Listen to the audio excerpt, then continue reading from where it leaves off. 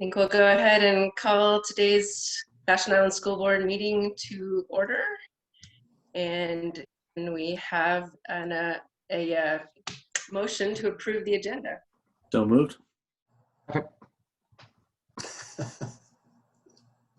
All in favor? Aye. Aye. All right. That will bring us to public comment. Let's take it away, Slade. Great. So first, thanks to all the public who are joining us this evening. I will be reading public comment. We have one public comment this evening. Dear school board members, I am writing in regards to the commitment form sent out yesterday to CES families. Since there is no date for reopening to an in-person model at this time, it seems irresponsible to force families to choose what they're going to do sometime in the future. The reopening of CES for in-person learning is a constantly moving target. In this week's community update, we are well above the number needed to even consider a reopening date. What the environment looks like once the numbers have reached a safe point look drastically different than they do now. Early in the communication regarding the model options, it was implied that a family could change their mind once we officially have two models. The summary and form do not state this, as well as making the online model sound subpar compared to what the in-person learning model is described to be. Also, there have not been details communicated on what the continued online model will truly consist of. For example, will grades be combined, such as K1, 2, 3, etc., instead of a straight grade as is now? Is it a continuation of what they are used to, seeing specialists weekly, etc.? Is it unreasonable to ask a family to, it is unreasonable to ask a family to make this decision without full details of each model. I believe this puts more pressure on a family to choose a model they may not be comfortable with, as the summary is written to unfairly shine a better light on the in-person model. Punishing families who choose to keep their students home where safety of their child, family, and teacher is a determining factor is not equitable. I am also concerned that the protocols surrounding the in-person model have been grossly understated. I attended the board meeting on 1/30/20 to voice my concerns of the cleanliness of CES and VHS is regards to mitigating illness. That was pre-COVID when disinfecting and distancing weren't required to the extent they are now. How will shared spaces be properly disinfected between the staggered classes when there has not been an increase in custodial staffing? Are teachers expected to do this job now too? This commitment form would be better stated as a gauge of interest for pre-planning, with a true commitment form being sent out once a date has been established. I can appreciate the need to gather information for planning purposes, but my concern is that the data collected will be a misrepresentation of what a family ultimately chooses once the time comes, both by not responding or changing their mind. There are so many stressors on parents and students right now. Adding an unnecessary decision this early should not be one of them. Best, Molly York, parent of CES first grader and VHS graduate. Thank you, Mrs. York.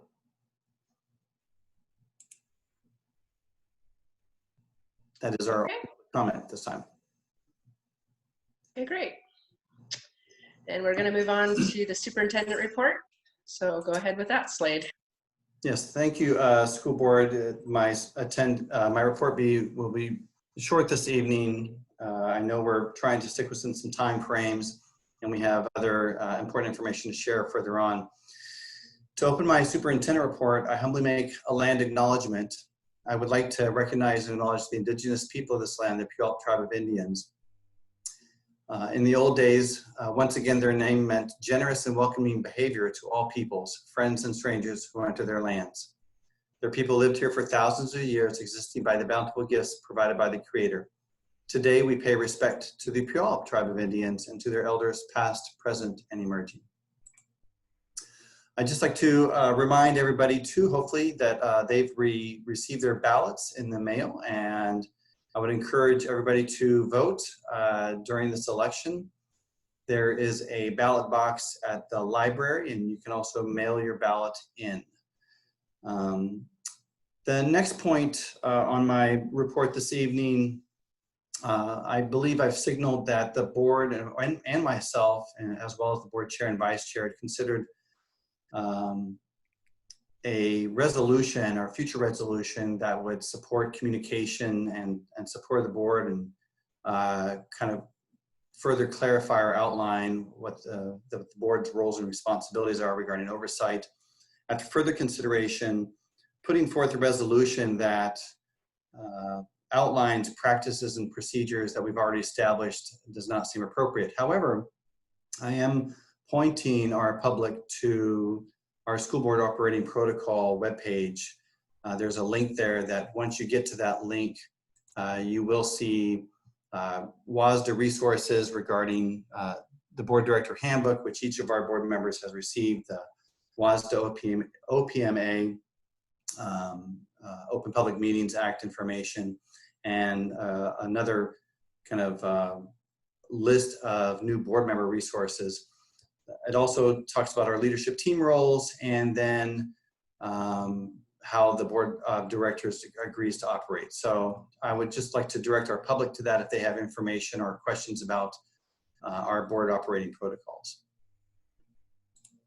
Upcoming events, we are rescheduled. I'd like our public to know that in 1 week on the 27th, we will be, if folks don't remember, on the island, we had a significant wind event that knocked out power, which prohibited our board workshop from happening. We've rescheduled it for next week on Tuesday evening from 5:30 to 8 o'clock, where the board will be essentially working with each other to come to an agreement on a process moving forward for our strategic planning. And that board meeting, that board workshop will be hosted by Amy Cast, who is a WASDA leadership consultant and also a board director herself, who will be facilitating that evening's work. And so our public should get notice of that change of date and the evening meeting soon. Just want to let them know that. And then we have just one board meeting in November because of the Thanksgiving holidays. That board meeting is on November 12th. Thanksgiving is on Thursday, November 26th. Thanks, Siri. Yep. Thanks, Siri. Yes, exactly. She attends all board meetings. That's the conclusion of my board report. Thank you, everybody. Hey, thanks for that. With that, we're going to move to board member remarks. And Bob, you are on top of Colin tonight, so you want to go first? Boy, I get the honor a lot here. I have nothing to add. I'm just excited to get through the material tonight. Excellent. Toby? Hey, good evening. Nice to see everyone. Happy to be here tonight. Sorry that we're not in the room together. I'm excited to be attending a webinar tomorrow morning put on by the Paradigm Shift organization that's called Creating Your 2021 Diversity, Equity, and Inclusion Strategy. And it's really oriented towards organizations and how organizations think about diversity and inclusion and equity at that level. So I think there's a lot I can learn for my own professional work, and hopefully there's some lessons that I can bring back to the board and report. That's all I have. That sounds great. Zabette? I just want to acknowledge and thank everybody who chimed in about the mascot and how appreciative everybody was about once they realized it was not happening, that we were actually focusing on other things in school than the mascot. However, you know, just how aware everybody was. And so I just want to thank that. And also, like Slade and I were saying, it was really great to see this like school spirit, like it's alive and well. And so let's harness that energy. Like Molly said, let's harness that energy to get people to get more involved in the schools. So I just wanted to thank that. And that is it. Toby, that sounds great. I can't wait to hear how that meeting goes. Hey, in Spring.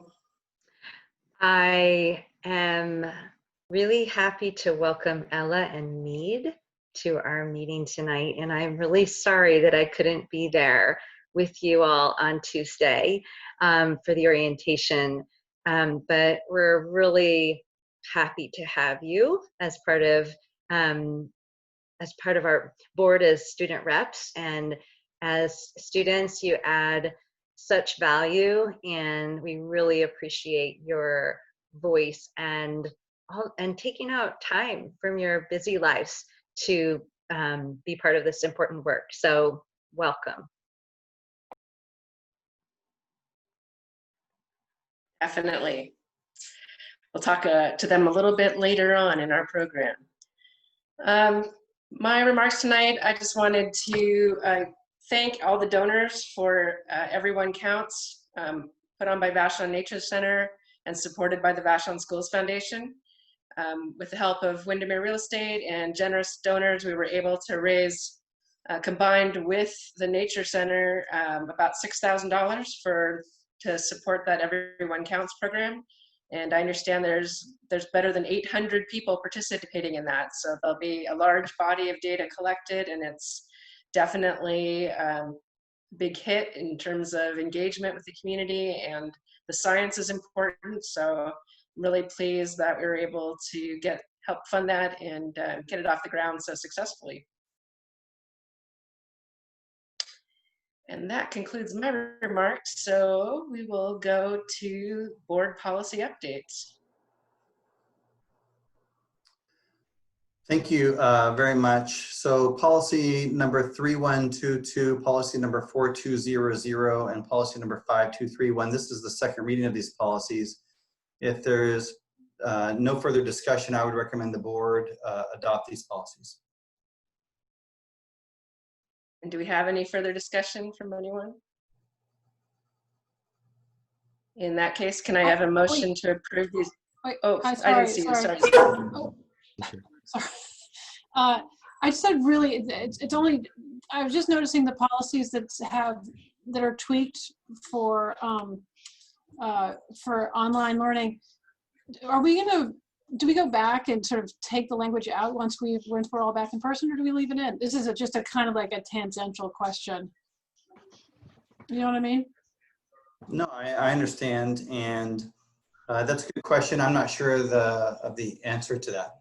I think once we get to those spaces, that WISD will probably is probably already contemplating that, and probably working towards a policy that may bridge those kind of experiences. All right. Okay. Yeah, that was, sorry, Reagan, not to interrupt. That was just my little question. I had a nit. Could we look at 4200 just for giggles? Second paragraph.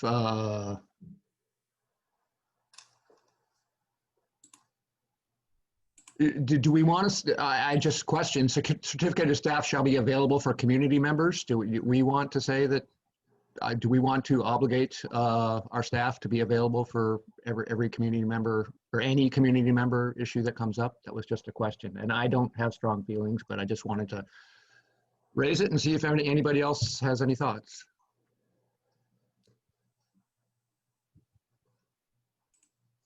Doesn't sound like there's any passion around that. Well, I'm reading the rest of the sentences in the paragraph, and it looks to me like an appointment is required, which would necessarily require the consent of the staff member. So I'm not sure that there's an obligation there. There's a making available and consenting to an appointment. The strikeout of the red text indicates the old language, right? Which also included community members. I hadn't really read it. When I read it, I didn't really think about the question you're bringing up, Bob. I don't have a strong reaction to it.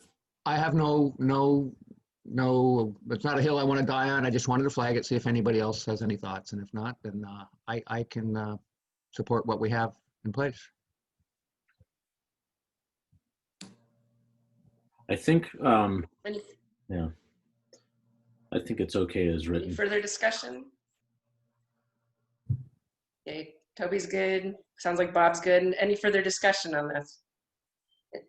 No, ma'am. And can we have a motion to approve these three policies? I'll move we approve all three policies: 3122, 4200, 5231. I second that. A second? Great. All in favor? Aye. Aye. Aye. Aye. All right. Next, we come to the VISD CBA agreement, and Slade will tell us what this is about or remind us what it's about. This is just the second reading for the VSP CBA before the board. Barring any further discussion, I would recommend that the board approves the VESP CBA. And do we have any further discussion on this item? If not, can we have a motion to approve the VEST CBA? So moved. I'll second. All in favor? Aye. Aye. Aye. I want to recognize Get that. everybody there? Yeah. The CBA took a while to negotiate and must have been ever harder over Zoom. And so well done for all the parties. Glad to have that complete. Thank you, Toby. Yeah. Yes, and thank you to our VSP leadership, absolutely. Okay, and so that comes to tonight's reports, and the first one will be a presentation, student board representative presentation. So our new student board reps. Yeah, let me just give a first introduction, because this will be their first board meeting. We had an opportunity to meet with Ella Yarkin and Mead Gill this last Tuesday, both Reagan and I, for an orientation as student board representatives. And these are both seniors here at Vashon High School. And both are, I would describe them as accomplished athletes and accomplished student leaders in both their schools and the community. Mead is a current editor for the Riptide, and Ella is a representative for the Vashon Council. And so both have an interest in leadership and representing their students. Both also share an interest in attending, Zabet, with you and I, the Day on the Hill in Olympia. And so I'm excited to invite them. I'd like to invite them. I know we met with Joe One, was that yesterday or the day before? Or a week ago. Yeah, it was just yesterday. It was just yesterday. Ella and Mead, I'm going to invite you to any future meetings with our state legislators or state senators. So we had a student board, a student advisory board, the superintendent student advisory board meeting on Tuesday. And it's the responsibility of the student board representatives to attend those meetings, report back to our board what happened in those meetings, but also kind of anything or any news that's happening in the high school, anything that the board should be made aware of, and also events that the board could possibly be attending. And so thank you so much, Ella and Mead, for taking on this role in addition to everything else as seniors applying for colleges. Gosh, your list of your to-do list is much longer than mine probably. So I appreciate both of you for joining us this evening. And this will be their first evening. So they discussed like who goes first, who does what do we do? I said it's informal, it's a conversation. And so I just want to welcome you to our meeting and have you report out on our meeting on Tuesday and any other matters of interest. So thank you, Mead and Ella. I'm going to mute now. Hi, everybody. Thank you so much for having me. This is pretty exciting for me, actually. All right, I think, yeah, I think I'll just get started. I think the main issue that a lot of students are looking at right now, and that's really surrounding most of the student body, is just how this semester and like the term system that we've put in place for this semester has been going and how we want it to go for the future. And so, you know, currently it's only 3 classes a term, which most students agree that that was really the best option for the school board to take in terms of scheduling and just workload in general. Most students agree that having only 3 classes, it's a pretty manageable workload overall. And that 6 classes really just would have been way too much, especially for seniors who are obviously busy with college applications and all sorts of things. I think another big issue with the system right now is that via online learning, it's just obviously hard for teachers to express all of the curriculum material that needs to be expressed, and that this is especially important in AP classes, as a lot of students, especially seniors right now, are taking a lot of classes that are at the AP level, and they want to be prepared for the AP test once May rolls around. And I think there's questions about how much of the material they're actually getting for these AP classes, if it's the right amount of material they need to pass the test next semester. And so that in itself is a concern for students. There's definitely a lot of difficulties surrounding the amount of screen time that kids are on the screens. It affects a lot of students just physically, and it affects everyone, obviously. So just like everyone here, students are really looking to go back to hybrid learning as fast as we can. That's obviously an issue in itself that will be discussed in length, I'm sure. But as soon as we can go back to school in some way or another, the better. And then the last thing is that students aren't a big fan of how quickly the two terms are transitioning into each other.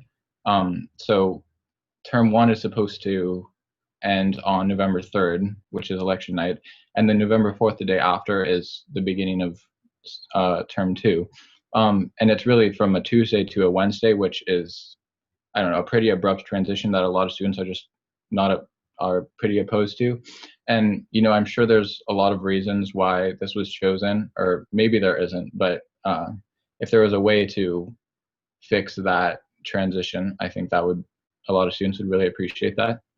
And yeah, I think Ella is going to talk about a solution now that a lot of students would appreciate. Thank you. Yeah, so one of the biggest concerns I'd say that was brought up at the meeting was how fast the quarters went by and how little time there is to improve your grade over the course of the quarter, because getting a bad grade on one assignment can tank your grade for the rest of the quarter. So there was talk of, and I know some teachers are already doing this, but keeping the gradebook open until January so that there can be opportunities during the off quarter for first quarter classes to give just like opportunities to improve your grade and bring them up until the gradebook is finalized in January.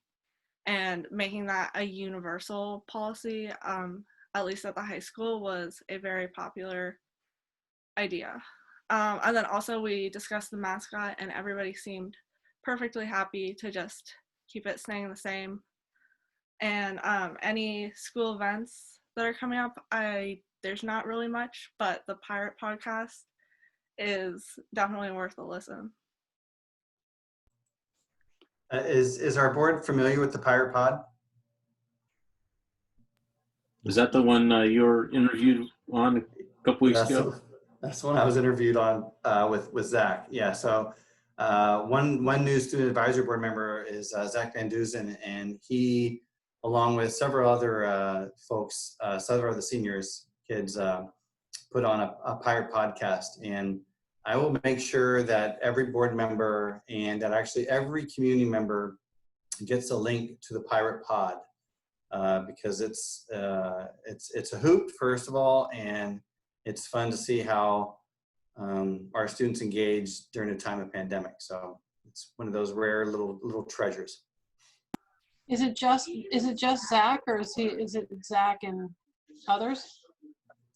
Yeah, it's Zach and others on a variety of topics, and they're pretty.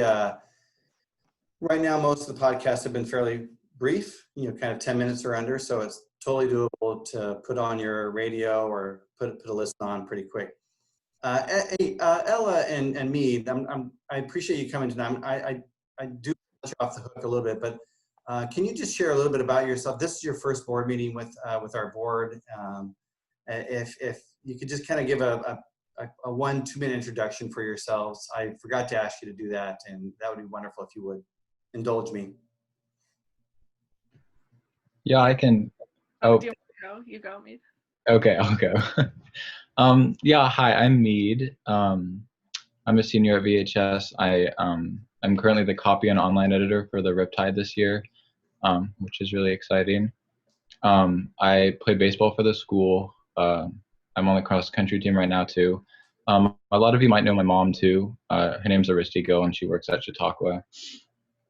Yeah, and she is fluent in French, and I picked up French throughout the years. So yeah, that's basically me. Thank you.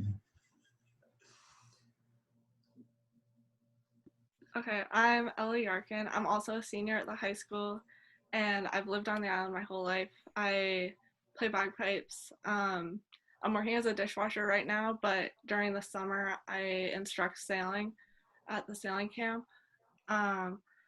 I play bagpipes. I'm the captain of the cross country team, and I also do track and field in the spring.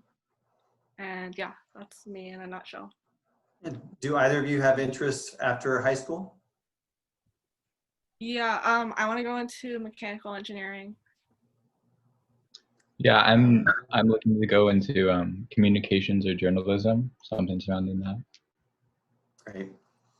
Well, thank you so much for joining us, the two of you, and it's wonderful having you aboard. And we'll see you again in November. And board, I did let them know that kind of as a tradition, if we would like them to stay the entire meeting, but if they have other obligations, homework, etc., that they are welcome to, after their report, to take leave. So thank you, Ella. Thank you, Mead. Hey. Thanks, Ella. Thank Thanks, you. Mead. Good to see Thank you. you, guys. Good Welcome report. to the board. Yeah, Suckers. I was going to say, stellar job right out of the gate, you guys. That was really very good job on your report. Appreciate it. All right, we're going to move on then to the next report, which is on special education in-person learning update from Catherine Coleman. Good evening, everybody. First of all, I'd like to say here we are toward the end of October, and I've come in front of you about this time every year for the past 4 years. I'd like to point out I have a voice. I'm not just about ready to dive into pneumonia. I'm actually the healthiest I've been at this time of year in years. So wear a mask, social distance. It does great stuff for you. Yeah, nice, huh? So I'm here to talk about our in-person learning. Our special ed department in specific and our administrators have been working really hard, really since August, to slowly and intentionally bring our neediest students back into the building. We started in the middle of September with our ECAP classroom, our preschoolers, some of our most vulnerable students. We now have 18 students, as of today, 18 students enrolled in the program. We cap out at 20. 12 of those students, a 13th one will be added next week, are currently attending school 2 days a week from 9 o'clock in the morning until 12:30 in the morning. The rest of the students are all being served remotely, and so they are receiving their curriculum delivered to them by the teachers in the program, as well as some online learning as well. The plan for that group is to slowly increase as families become more comfortable, so that we have 10 students in each cohort attending Monday, Wednesday, and Tuesday, Thursday. Chautauqua is, oh, thank you, Jody. Chautauqua is just geared up to begin next week. You'll notice in my third column over, it says a total of 13 students have been offered services. That's a typo on my part. It's actually 31. Total of 31 students have been offered services. These students range from preschool through grade 5. They are, our teachers spent a lot of time really taking a look at a number of different criteria to determine who really was being less successful in our online learning, and really focused on those students to bring them in. In all 3 of our buildings, the focus of our in-person learning is starting with teaching kids to access the general ed learning that's happening online. And that's happening in all three buildings and will be the focus at Chautauqua as well. There will also be small groups that are teaching specific skills that are directly tied into the students' IEPs. And then there will be social skills groups as well. And one of the hardest parts for our students right now is those students who have social skills deficits to begin with and really need to be interacting, sorry, the cat, really need to be interacting with their peers are having a really difficult time doing that in this environment, of course. And so we are going to bring kids together to work on those social skills as well. At McMurray, they brought back a group of kids in, oh, I'm sorry, I'm going to go back to Chautauqua for a sec. Those groups will be also separated into a number of different cohorts. There will be some students that are coming in the morning, Monday, for 2 days, 2 hours. There'll be some students that are coming in the afternoon for 2 days, 2 hours. And there's a lot of kind of intricate scheduling in there because there's a small group of kids that's only coming for an hour and a half. There's another small group of kids that'll be there for up to 3 hours. And so it's very individualized, the plan that they have. We have also set up a classroom in the garden with tents in the garden area so that they can choose to either work outdoors in the garden or in the classroom. And the groups will be moving back and forth depending on the need, depending on the weather. McMurray started on September 25th. Right now they are bringing students in on Fridays only. We offered service to 12 students at McMurray. We currently have 6 attending really regularly. 2 more are expected to join this week. The focus at McMurray solely has been on coaching students to access their online learning. The report from McMurray is that as a result of doing that, it's beginning to transfer, that skill's beginning to transfer when the students are at home. So those students who have been at school and being coached to access their general ed classes are now accessing those classes more from home. And that was really the goal because that's where so much of the really important learning is happening. So we were pretty excited about that. Just talked with that team today about kind of what is the next step for expanding that for a few students that have some very particular needs. At the high school, they started on the 7th of October. They are bringing students in Monday through Thursday during regular school hours. We offered service to 14 students and currently 10 are coming in. They are also now looking at the next couple of kids on the list to begin to add students to that 10.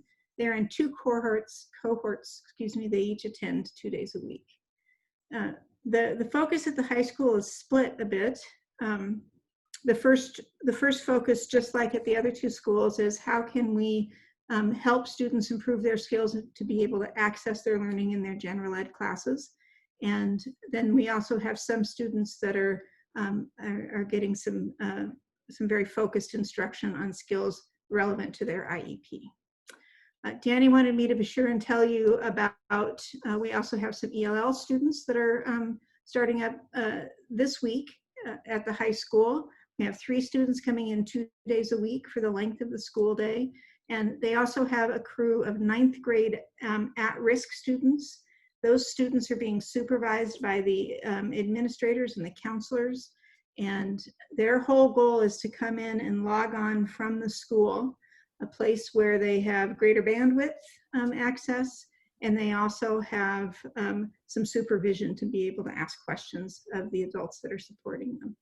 Catherine, Both the middle school and the high school are also having drop-in appointments with the counseling staff. So students are able to access the counselors one-on-one as well. Catherine, can I interrupt? Yes, I'm Bob. sorry. The 3 new students at the high school, are they new students at the high school or new into the ELL students new to the program? Oh, sorry, they are new to the in-person learning group.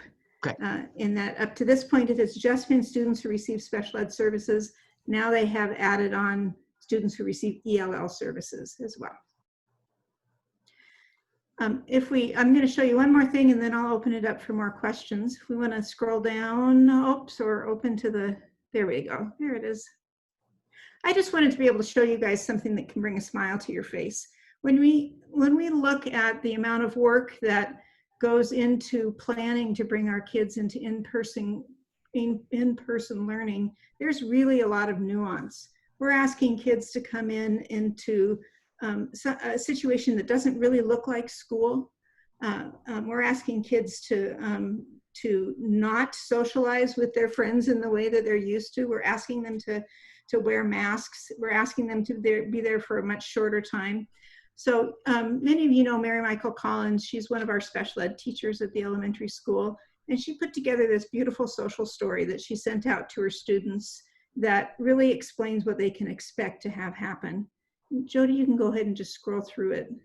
So you can see she used lots of visuals to describe what would be happening on Monday and Wednesday and what would be happening on Tuesdays and Thursdays, explaining that the groups would be small and everybody would be wearing masks together.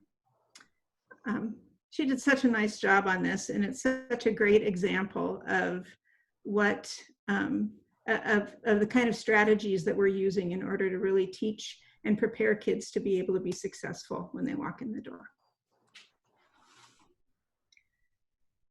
Anybody have questions for me? Oh, my last comment was to say when I counted up all of the kids that are coming in who receive special ed services, we are now serving, or will be by next week, over 25% of our special ed students will be receiving some level of in-person learning. So that felt pretty good to me when I did that math. Thank you, Catherine. Go ahead, Elizabeth. Go ahead, Maidya. Yeah, thank you. So my questions are the 9th grade at-risk students. Are they coming in and getting help with schools, with online learning stuff, or are they getting help with social skills, or what's that looking like? What they're getting is really structured access to their learning. So I think they're out in the commons, spaced out, and they're being supervised by the counselors and by the administrators. The goal is to give them kind of a safe place to be able to access their learning and to be able to ask questions. So the instruction for them is still the same virtual instruction. It's just in a more structured space. Right. These were ninth graders. These were ninth graders who were not engaging, and so by bringing them in, inviting them in, this was some of the first times that they were actually logging into their classrooms or on a more regular basis and able to access that. And Gus and Danny and counselors both supervised the commons, which again provides that space for social distancing. And as Catherine said, that, strong bandwidth so they can access their classes. Do we have that, I mean, it's understandable about the 9th graders, but what about 10th, 11th? One step at a time. Okay. One grade at a Good. time. I like that. I like that first step. Yeah. Right. I think that's it. Spring. Oh, okay. So yeah, I really appreciate the chart, Catherine, and all the information. It's really helpful. I was curious about, I noticed, of course, you can only offer the in-person learning, and some of those students declined in their families. And I'm wondering, and maybe you mentioned something, but how are we trying to accommodate those other students? Because I imagine you were very selective about, as you said, who those students were that you identified. And so I wonder if we can't bring them in person, are we doing anything extra to support them? Yeah. So the first criteria in the decision making to decide who to invite to come in was really looking at the data both from last spring and from the first couple of weeks of school to see who was accessing their learning and who was being successful when they were able to access. So those students who, especially because of their disability, were unable to access learning electronically or virtually, were the kind of the first line of kids that we invited in. And it's true that not all parents feel comfortable, even in as controlled of an environment as we have created in the school, to bring their students in. One of the things that looks very different right now in special education than it looks when we are typically in school is the amount of time that our paraeducators are spending sitting in the general education sessions. And the purpose of that is really to be watching what it is, the expectation that the teacher has for the students, and then using the technology to be able to come as much as possible alongside the students to do virtual coaching on how to, I mean, things as simple as, that's the button that you push right there, and this is the next thing that you do. And I have to tell you, it's been really interesting to listen to the ways that the teachers and the paras have figured out how to use technology. One of the special ed teachers at Chautauqua today was describing to me that they have two sessions open at the same time, 2 Google Meet sessions, and they have the student have 2 Google Meet sessions open at the same time, and they've taught them to be listening over here to the teacher, and then when they have a question, they move themselves over here to where the para is kind of whispering in their ear. It sounds mind-blowingly complicated to me, but it's one of those strategies that is very different than the way we typically do business in order to try and engage more kids. That's great. So they're definitely getting one-on-one attention like they would in the school setting. Probably more so than they would, yeah. So. Other people might have questions, but I always appreciate hearing like what is working well and the challenges too. You know, I imagine there's so many, but maybe just highlighting like a couple that stand out in your mind that you're noticing and maybe you're trying to address. Right. I think that what I just described is a part of what's working well, in that the adults are figuring out how to use the technology in a way that we're being able to access students more. The biggest challenge is those students for whom the technology has very little meaning or very little motivation in being able to get them to come to the screen. And then when we have a number of students who, when they do come to the screen, have a very difficult time engaging with a person in this environment, or whose anxiety makes it really difficult to be able to engage meaningfully. And so then it really becomes an individual student by student problem solving. And the basis of that problem solving really lies in the relationship between the adults and the students to do some really active listening and take the next step. And that concept of just taking the next step has become my mantra for this year so far, in that everything that we're doing is really about, okay, now what are we going to do next? All right, now let's do the next. And to be as thoughtful and patient as we can be, figuring out what the next step is.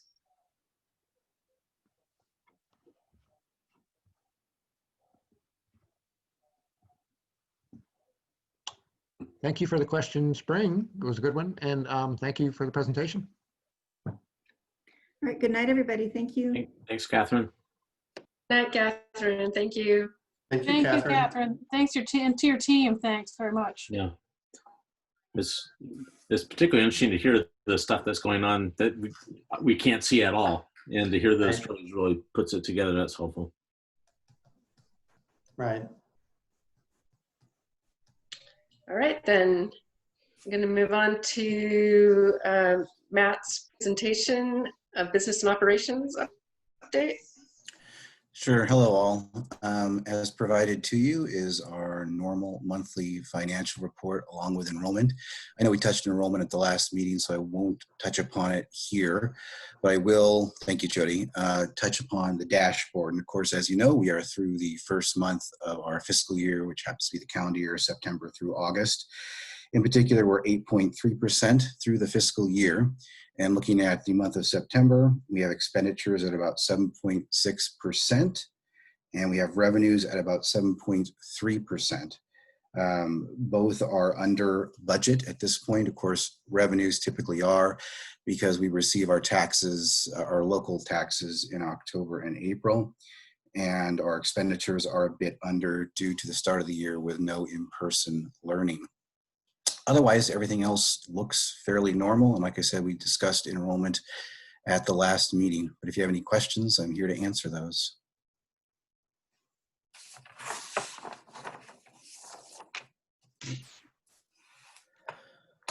No questions.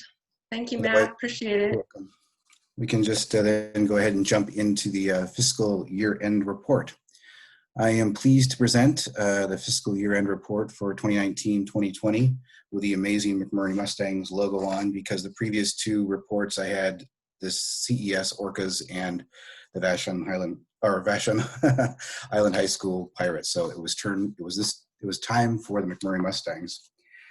Let's move on to page 1, Jody. There's an opening letter there, but on page 1 we have started the executive summary. And this starts to break down our 5 different funds that we have as the Vashon Island School District. And it gives some little background and definition to our general fund, capital projects fund, debt service fund, ASB or Associated Student Body Fund, and our transportation fund. And then we get into start the meat of the presentation, if you will, on page 2.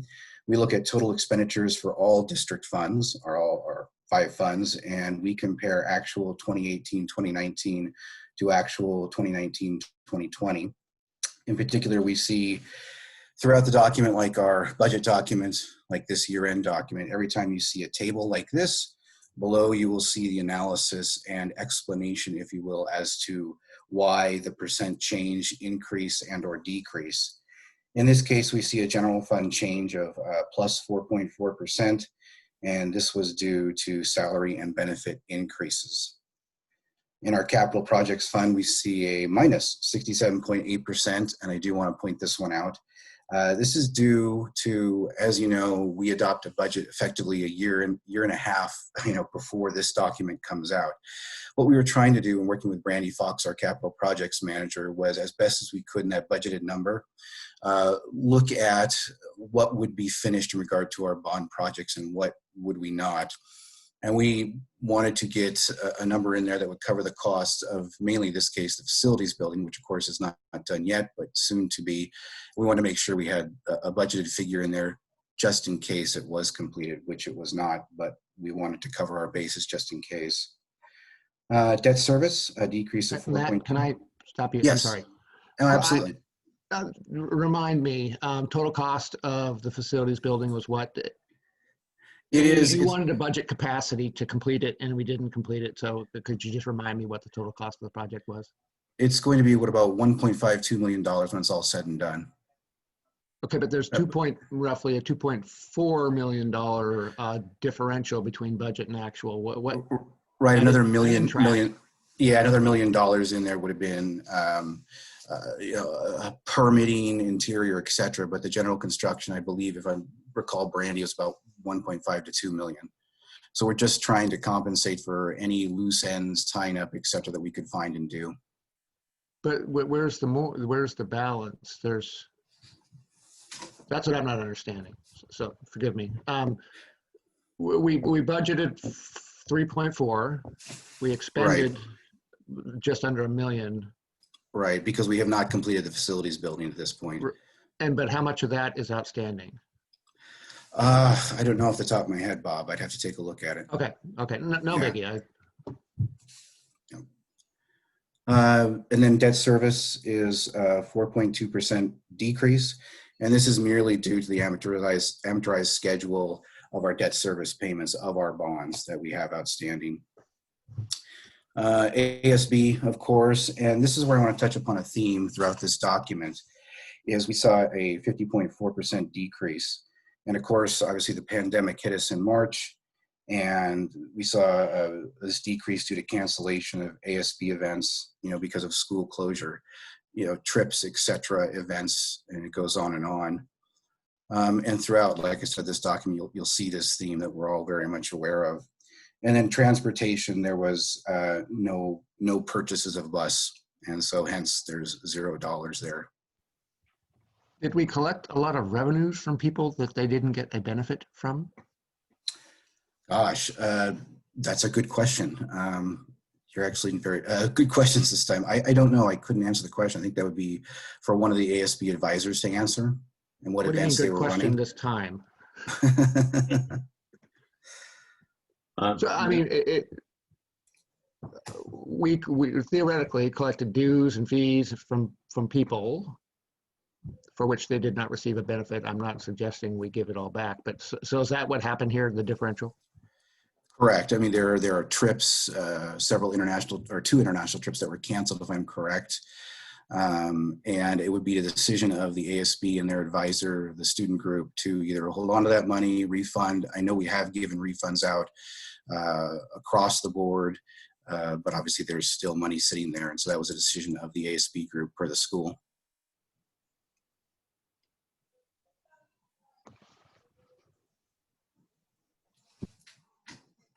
Matt, I have a quick question on the capital projects. You indicate that, so we budgeted for 3.4 million.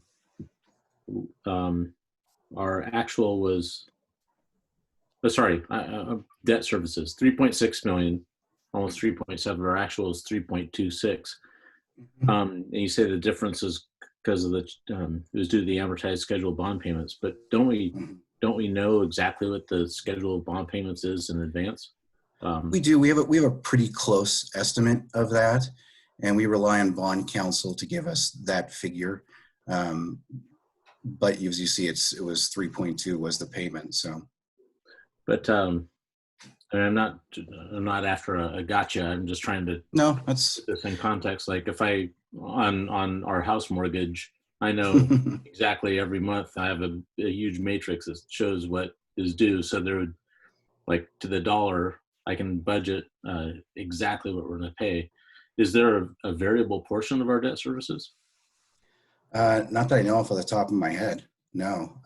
But we want to make sure and ensure that we can make all of those payments. And it's really out of our hands for the most part. This is to the King County Treasurer's Office that acts as our banker and makes these payments to, in fact, it's Bank of New York Mellon, who is the lending agent on our bonds. And so they're happy, we're happy. And the number we pull is coming from Piper Sandler, that budgeted amount. And the actual we spent was 3.2. So we've paid our bills. But there is a gap there, and I could look into it further if you'd like. I don't want to create a project, but it is curious to me that it seems like we should have a budget that is more predictable than that for that type of expenditure. Sure. And my guess is that there's something that I just don't understand about the nature of it. So I'd be curious, but I'm not concerned. Okay. One more ASB question, Matt. I'm sorry.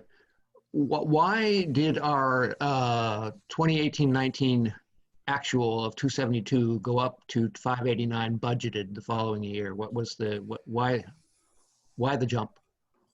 It's based on several things. It's international travel for one thing. They ramp up, and it's using every other year process.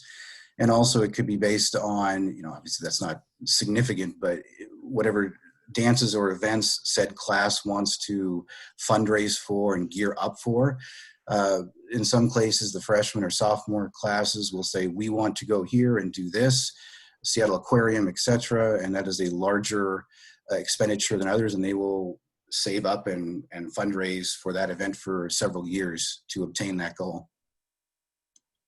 Or they're going to Costa Rica, and that'll be in every other year, or they're going to Japan, and that'll be in every other year. So they're ramping up for those type of expenditures. So, I mean, this is perhaps overly simplistic, but that's the way my brain works. Do we have $450,000 more in ASB than we could have expected had we not had a pandemic? Is that? Yeah, I think that's accurate. Yeah. Okay, Because they would. That's a big number. Right.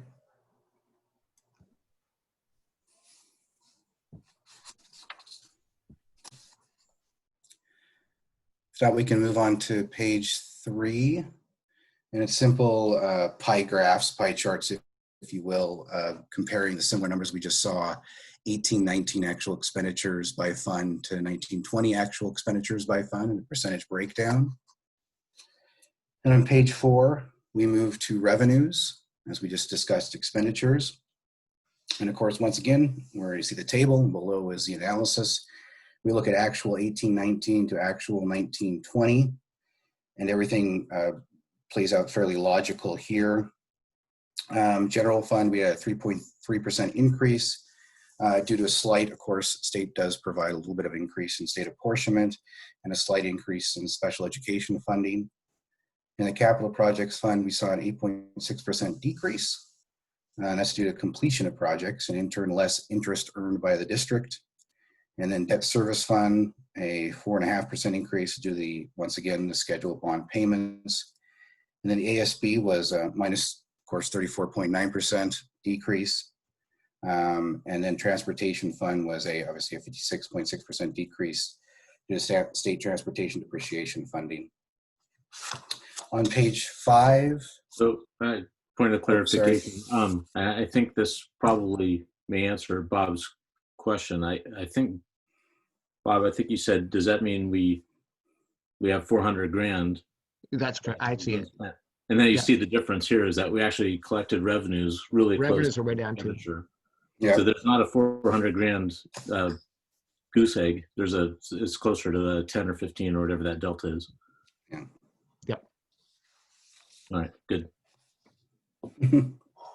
On page 5, once again, we have, at least on the revenue side, an 18-19 actual revenues by fund pie chart in comparison to the 19-20 actual revenues by fund. And on page 6, we look at overall fund balance. And the top, there's, of course, definition of what the 5 funds are. And we're comparing, obviously, 18-19 actual to 19-20. And then a percent change. And of course, there's the table on 6. And my apologies, as it kind of got cut off, but I moved it on to page 7, the explanation. And you notice that there's 18-19 general fund balance to 19-20. There is an increase, a 14% increase. And of course, here's the theme again, with the with school closures due to the pandemic, we saw an increase in the fund balance. We saw a decrease, hence an increase in the fund balance, but a decrease of substitute pay. We saw a savings in some of our utilities because obviously no students in the building. Also, we had intended initially with the budget group, and we worked on that, a decrease in the MSOC budget.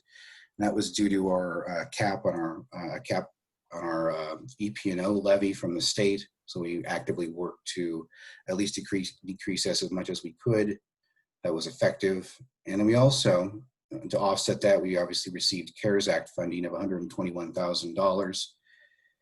And then we also saw supplemental ECAP funds of $41,000. I really wanted to note on this difference of 18-19 of 1.5 to 19-20 of 1.8.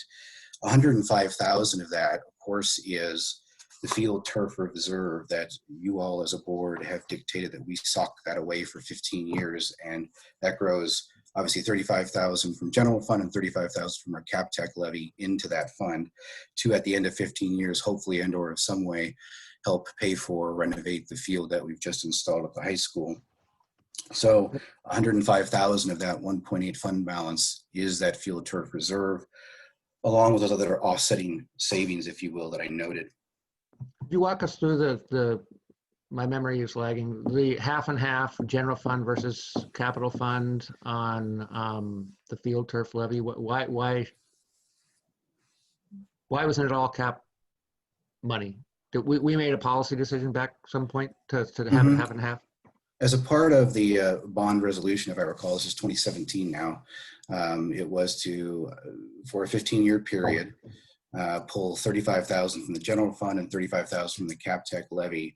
You know, obviously they have to live in their two different funds, and to sock away this savings each year, this $70,000 builds every single year to, I guess, renovate the field and or have money at the end to put in a new turf field. I understand, but what we could conceivably have done it all capital money and no general fund Yes. money, and there was a policy decision at the time. Is that correct? Correct. Yes, Okay. it was to split it, but you're absolutely right. They could have done general fund all. They could have done it all from CapTech too. Okay. Matt, what's the current fund balance as a % of the budget? As in 1920 or as in 2021? I see that we. Probably 2021. Yeah, right. I mean, Where we are now. Yeah. As of we stand as of September, it's about 1.72 million.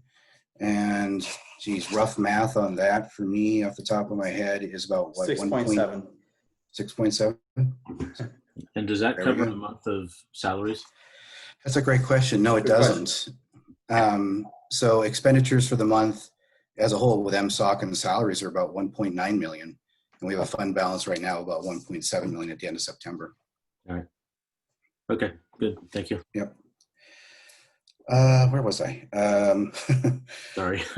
No, it's okay. I think we have debt service at about 0.20%. And then associated student body had a plus 22% increase due to the school closure yet again. And transportation fund was plus 19.7% increase of the fund balance. And that's because transportation is funded, in our case, because we do not do our own transportation and busing. We do it through a contract through First Student, which in turn is covered from the state because we are a contract agency. We receive those funds through depreciation of the buses that we actually own. And it gives us about $14,000 to $16,000 a year. And we put that away, sock that away until we have the need. And I think about 3 or 4 years ago, we bought a big bus. And just the beginning of this year, we have bought a new little bus to replace. And of course, you surplus that in the springtime, and we will, upon receipt of the new bus, then advertise for the bus to be sold. Moving to page 8. We have general fund, start to get more granular into the general fund summary. We have a little pie chart of a 1920 total actual revenue by source. And I start below this to kind of break down what those sources are, local taxes and support, and kind of a definition of what those are and what they look like. 71% is state, general, and special purpose. On to page 9, we have federal at 4%, and then of course our other financing sources at 5.5%. In particularly other, since it's not as specific as the others are, includes mainly, this is our commons agreement with the Park District, and of course our transfers in from our capital CapTech levy into the general fund. We have total expenditures for the general fund, and it's a different way to look at it. As you know, are these massive long accounting codes that we hold as a school district.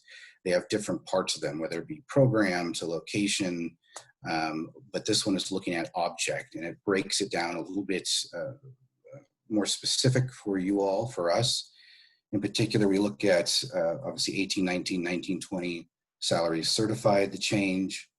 We look at salaries classified. We look at benefits, supplies and materials, purchase services, travel, and capital purchases. And of course, with that, once again, the table, we have the analysis below it, and we look at why the changes increase or decrease. On to page 10. We have more explanation as to why the percent increase, decrease, and our changes. And this year I added a little bit more because supplies and materials are kind of general. So I gave a little bit more definition as to what exactly supplies and materials mean. And I also did that for purchase services and capital outlay. And then below that is the 1920 actual expenditures by general fund and the breakdown via pie chart. On to page 11. I always have to mention these are the Laura Wishick charts that she requested these, and we've put those in ever since. And we look at the historical general fund actual revenues versus budget from 2013-14 to 1920. And then on page 12, we have historical general fund actual expenditures versus budget. And then of course below that is the more interesting one, the historical fund balance, beginning versus ending. You can see our roller coaster ride over the years of our fund balance. And then 13, I think, is an important table to take a look at the top, is our year-end 1920 general fund ending fund balance allocations and kind of where the money goes and lives. In particular, we have different areas that, we have restricted, committed, assigned, and unassigned. And committed are things are typically, via resolution. And Bob, this kind of touches upon your question. You can look at the 1819 and 1920 allocation at the top is committed to other purpose, which in this case is the field turf reserve. And then we have restricted for carryover, and this is tangible kind of cash in the bank. These are donations, CTE dollars received from the state that we didn't spend this year that we carry over and keep, and then also LAP. And then a new one is they've asked us to do, and they mean the Puget Sound, PSESD, and OSPI, is our food service inventory. And this isn't cash in the bank, shall we say. This is, we look at the dry goods in our pantry and our shelf at our central district kitchen, which is in our high school, and what is the value that we have of that.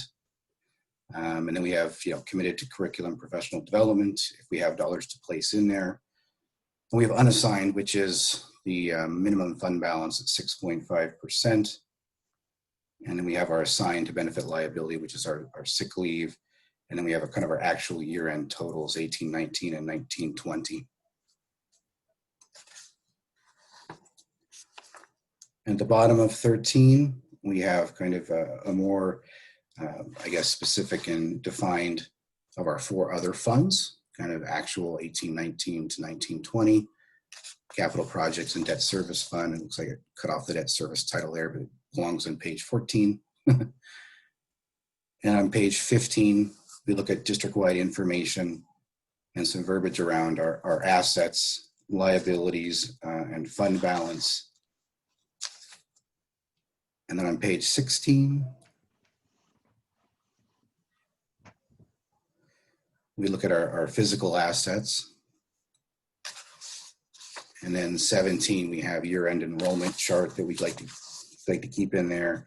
And then 18 is the start of our, kind of our binary report the state requires that we do not have yet, as it sits in the hands of our PSESD waiting for their approval, and it should be any day now. And then we combine that together and bind that up, and it's ready for public consumption, really. Great. Thank you so much, Matt. Does anybody have questions for Matt? I just wanted to say thank you, Matt. I mean, it's really, I'm not really smart at these sorts of things, and you slice and dice the information that it's understandable even to a liberal arts major. So, I mean, you really, it's a quality report, and it's, like I said, it's portrayed in a way that's very understandable. So thank you. Thank you, and thanks for the tech questions, Bob, Toby. I appreciate them. I really do. And Toby, I will get you an answer. I will speak with bond counsel on that one. Cool. Yeah. One of our major obligations, responsibilities as a board is to tend to the budget, and absolutely, over the course of the years that I've been participating, I've continued to learn more about it. But you do lay it out in such a way that there's just no surprises. And that makes our job a lot easier. Thank you.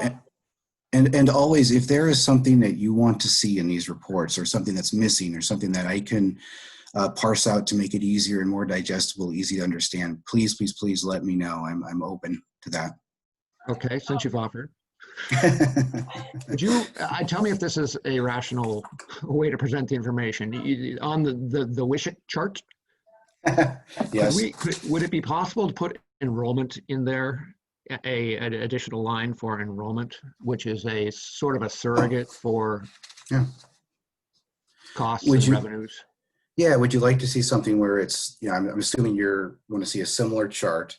Well, just if you could overlay, include in that chart enrollment.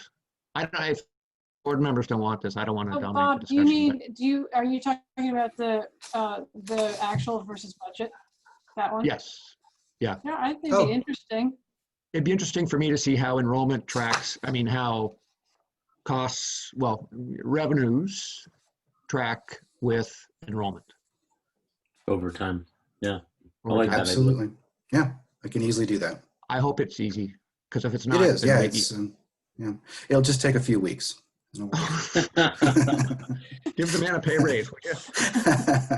You notice why none of our high school students said they wanted to be public sector accountants and finance managers. No, I mean, they're not here. They're not here to see the glory of your work.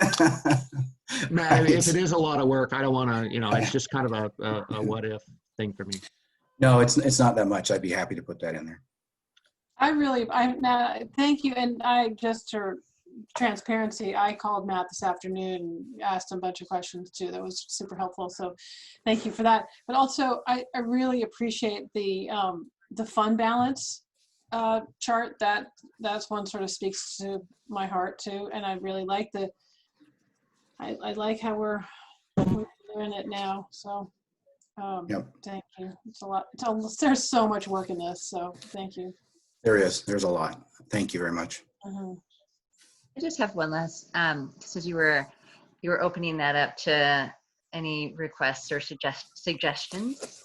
I have to be fair, I really need to take, I think, a closer look. I hadn't had time to really look at it closely, but always it seems very concise and accurate.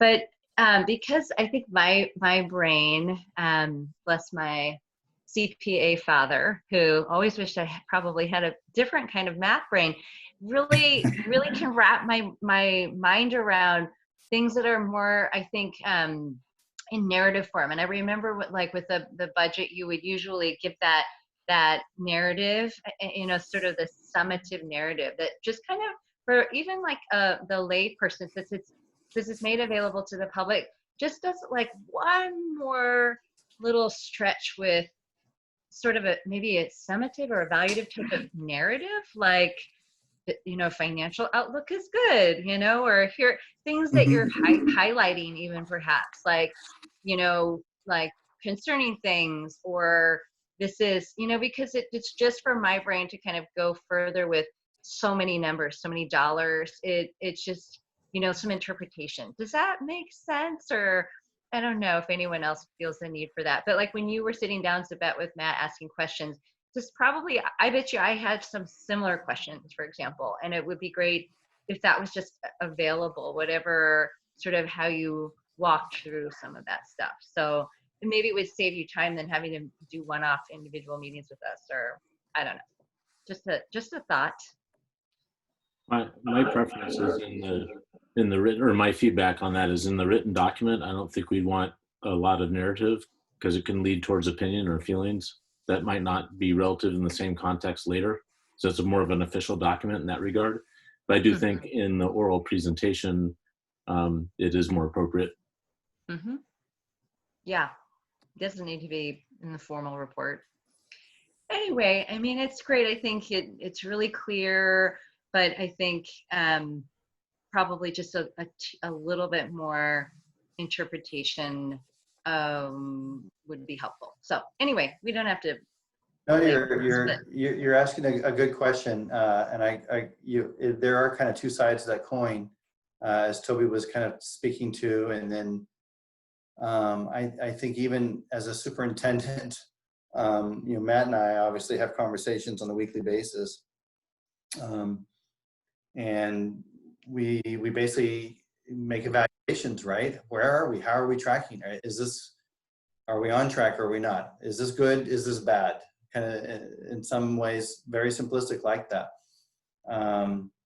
And as Toby said, this document probably is not geared towards that, but I think in the report, if the board members want to hear more of an interpretation, we can certainly prepare, to work with the board members to let them know, like, yes, we're on track, we're doing well, or we're not. Our fund balance was not where we were anticipated to be, and that was disappointing. Things like that. Is that what you're kind of talking about, Spring? Kind of. Yeah, just highlighting. It doesn't have to be anything really in depth. Just sort of highlighting a little more interpretation, a little more evaluative, I guess. Of just this is concerning. We're really on track. We're doing even better than we thought we anticipated. Just I think my brain would grasp it a lot more easily. So not a big deal, but it would be helpful. Okay. Yeah, that's good feedback. Thank you. All right. It looks like we've probably covered that one. Thank you again, Matt. I really appreciate all your work. As always, I'm always amazed that those two lines for budgeted and actual are almost the same line. And the Wishick report, that's pretty good trick. So congratulations for keeping that going. Thank you. Especially now. It's about to become the Hennessy graph, though. With the Hennessy Amendment. All right, we'll move on now to the school year update from Dr. Slade McSheehy. Yeah, thank you, board. I don't have a whole lot to report back to the board on our school year update this evening. Yesterday, I sent out an email. Again, was it yesterday or last week? I sent out a community update to our folks, families, letting them know. I know that Rebecca Gerritzel was sending out some communication regarding where we were with the King County COVID activity rate. At the time that I looked at it, it was 90 cases per 100,000 over the last 14 days. And even as I checked this evening, just a few hours ago, we're at 90. We're at 94. So we were at 93, then at 90, and now 94. They're updating it daily. It's just recently that they began to update it daily, by the way. But this is definitely in the high activity level range. And we had indicated, oh gosh, 3 weeks or 4 weeks ago, we were kind of planning for a November 9th time frame of trying to bring back some kindergarten students in a hybrid learning model. Right now, that timeline is kind of suspended, and we're not going to be setting in future timelines. I think that would be a disservice to some of our families. I appreciate what Rebecca is trying to do, though, is just to get as much information as possible from families. And I appreciate Molly York's letter this evening saying, how can you ask us information? There really is probably no right or wrong way. We would like more information. At the same time, sometimes we know asking that information may cause undue anxiety. We apologize for that. I don't have another kind of another way to look at it. We are trying to do the best we can with the information that we have, but we are going to move off that November 9th deadline. We will continue to take a careful and cautious approach. I continue to say that. We will continue to look at the daily rate from King County, from Public Health Seattle King County. We will continue to look at the decision-making tree, and the decision-making tree has been updated to allow for some extracurricular activities. That is one thing important to note, that there's been a few adjustments. They just went out in an email today. I'll share with you that one of the updates was that the decision-making tree is allowing some extracurricular activities such as sports or things happening, but in very small groups with very strict protocols in place. But in terms of any significant groups of students coming back in, I don't see that happening in the near future. And we'd like to see 3 to 4 weeks of ranges in the moderate range, which is under 75, to provide that kind of stability. So if we were to see 2 or 3 weeks of moderate range activity, it would be at that point in time that we would begin to signal to families that we would maybe be making a move towards bringing back our kindergartners back. It's just not the direction we want to see it going. We've obviously seen an increase kind of nationwide in activity, and Washington or King County has not been immune to that trend. In terms of the reopening team and focus groups, there's not a whole lot to update there. I will say that we are looking at trying to get a Latino community focus group meeting set. I've reached out to Comunidad, to Cynthia Ramos, to invite her back into planning with me what the agenda might look like for that meeting, what the goals and priorities for that group might look like.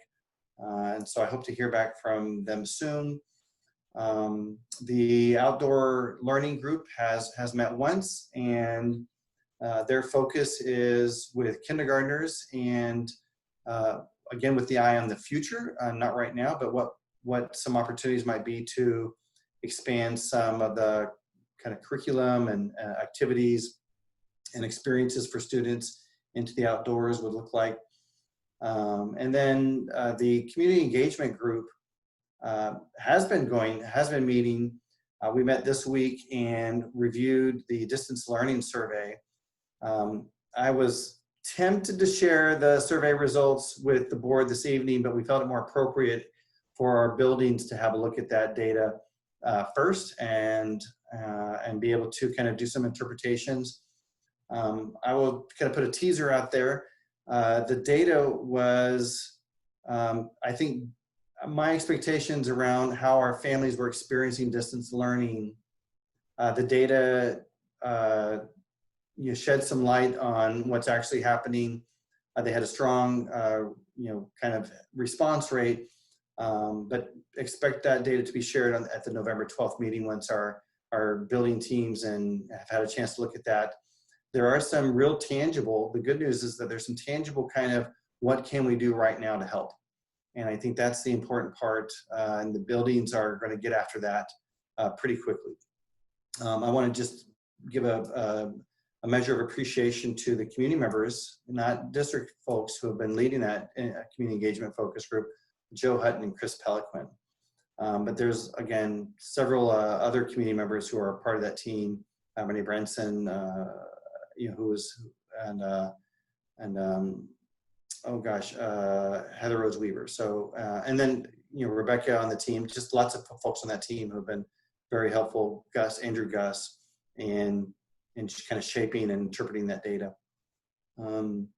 Other than that, I'm here for questions, for kind of a Q&A. If the board has any other questions about the opening of the school year, anything that's been happening most recently that you'd like to learn more about. But other than that, that's the school year update right now.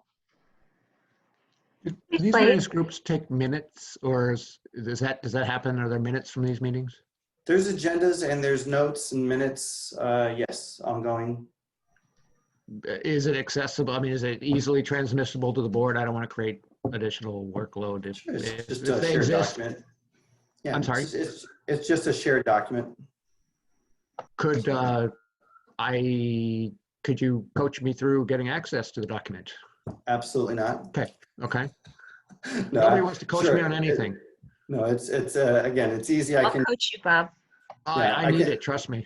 I can provide. I can just provide links to the entire board of these agendas, and to how the notes are taken or how the minutes are taken. So if you'd like, I can do the reopening team, which we take. We have an agenda and minutes too, and then the different groups have their own Google Docs that have links to them that you can have access to as well. I don't want to create more work. So it's an email. It's unfortunately, like Matt was saying, it's going to take him weeks and weeks and weeks to get the data. This will take me 3 minutes. In spring, that'll be 15 for you to coach me. 15, huh? Sounds good. Toby, did you have a question? You unmuted yourself, and Reagan. No, I'll go after you. Okay. Well, I was curious, thinking that it sounds like it's gone relatively smoothly with ECAP. And so I think that was really encouraging to hear so much from Catherine. And, we haven't had any health scares, or we would have heard about it, right? And so I know this is just a small portion of students, but also really little ones who are sort of harder to control sometimes in terms of in the learning environment. So I'm just imagining that is in part kind of informing sort of how that might go, or things that their challenges they're working through. Again, our idea is bringing them back gradually, but that's giving us some data right there, right? This in-person learning, that whenever we're preparing and ramping up for hybrid, if it can happen, there's already some evidence there of what might be working well, even though each building is going to be really different. But that was my thinking. I don't know if that is how the committee is thinking, or they're talking to the committee. That is what it doesn't highlight or make visible is the amount of preparation and work that folks are doing behind the scenes to, the amount of work that goes into the protocols, the Catherine and the ECAP folks and each building principal, Sarah Day, and everybody that puts into the time into planning the protocols, which essentially center around the mitigation strategies. I can tell you that the number of hours that probably Sarah and Catherine and folks have spent on just attestation or isolation is significant. That's an understatement. So, but I think what you're highlighting, Spring, what I'm hearing is that the value in bringing back small groups is that we get to do this in ways and kind of work through the protocols, work through the bugs, early in the process, so that if we ever get to where we can bring students back at some degree in hybrid learning, our youngest students, we will have some significant experience, in our backpacks to then kind of light the way forward. Because again, districts in the region, just how we're trying to do attestation and isolation rooms and who's going to staff them. Do you need a KN5? Do you need N5s, KN5 with the shield? Who's at risk? Who's not at risk? The staffing available. It's kind of like a jigsaw for sure. So, but we're in a good place in terms of how we're bringing back students successfully. You're right, we haven't seen any kind of significant health event, and so knock on wood, I'd like to keep it that way. Did I sense a little a nod towards a pivot, that we're identifying things that we can do now to help students and teachers be successful in today's learning environment? Was that one of the takeaways of this community insight? And I'm being too obtuse. I like the idea. I mean, we're planning at some point for a hybrid return, but I really like the idea of paying attention to what we're doing right now and what the needs are. And I know we've been doing that, but if that was a little highlight I saw there, I'm celebrating that. Yeah, absolutely. You're right. And in the comments and the feedback, one of the purposes of the community engagement group, or one of the priorities, to make sure that we're getting feedback and that we're acting on the feedback, and then sharing how we're acting on the feedback, so that folks, if I were to ask our community, raise your hand if you've had to answer 5 to 7 surveys in the last 6 weeks, they probably all raise their hands. We've surveyed our community so much. At some point in time, that fatigue is going to set in. They're going to wonder, like, what the feedback am I giving? Is it actually being utilized? Is it being considered? And what are the impacts of that feedback? So the community engagement group is really intent on getting the feedback, identifying these kind of short-term, I believe, solutions that we can provide them, and then implementing those solutions and then communicating back out to families. We are implementing these solutions because you gave us this feedback. And it appears from what Joe and Chris have indicated in their analysis of the surveys, there are some kind of short-term, real-time solutions that we can provide. Cool. Mm-hmm. And they may not be huge. They might not be like, mind-blowing. But I'll tell you that if you're a parent with 3 kids at home, any little, probably any little bit that we can take off your plate to help in that environment would be significant. Mm-hmm. I think it's been encouraging just to hear that they can get out and kids can get out and do sports, even just a limited out of it. I mean, that's encouraging. Spring, I agree with you. I just feel like hearing Catherine talk about the steps that they're taking for ELL students, for special needs, that's great. I mean, we can't hope for more than that at this moment where we are. So small steps, small steps. That's right. Okay. And if there's no further comments or questions, we're going to move on to the consent agenda. Thank you, board. Do I have a motion? Do I have a motion to approve the consent agenda? Moved. Second. All in favor? Aye. Aye. Aye. And that's so approved. And is there any new business tonight? Hearing any new business, we're going to go ahead and adjourn the meeting almost right on time at 8:33. Thank you, everybody. Appreciate you staying tuned with us. Yep. And Thank you, community, for joining us this evening. Yeah, thank you. Thank you all. You guys, Bye. right? Stay warm, stay dry. Mask up. Vote. Go vote. Right.